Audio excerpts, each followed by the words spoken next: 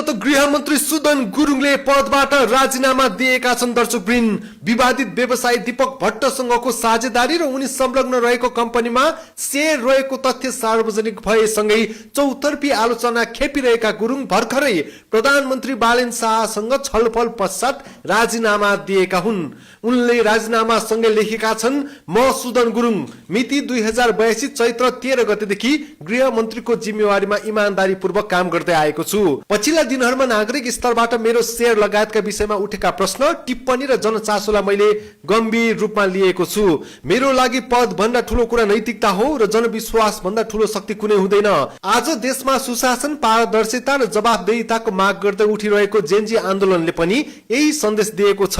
सार्वजनिक जीवन स्वच्छ हुनुपर्छ, नेतृत्व उत्तरदायी हुनुपर्छ। मेरा 46 जना भाइ बहिनीहरूको रगत र बलिदानीको आडमा बनेको सरकारलाई कसैले प्रश्न गर्छ भने त्यसको जवाफ नैतिकता हो।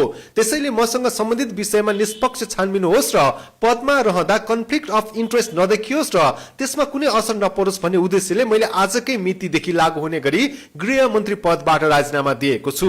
मैले आफ्नो तर्फबाट नैतिक जिम्मेवारी निर्वाह गरेको छु। अब मेरो अपिल छ, प्रिय सञ्चारकर्मी मित्रहरू, आम नेपाली दाजुभाइ दिदीबहिनी र युवाहरू, यदि हामी साँच्चै परिवर्तन चाहन्छौँ भने सत्य, इमानदारी र आत्मशुद्धिको बाटोमा सबै उभिनुपर्छ। कति मिडियाकर्मी साथीहरूको कहाँ कहाँ स्वीट शेयर छ, बिस्तारै आउला। राम राज्यको चाहना राख्नेहरूले त्याग र नैतिक साहस पनि देखाउन सक्नुपर्छ, उनले लेखेका छन्।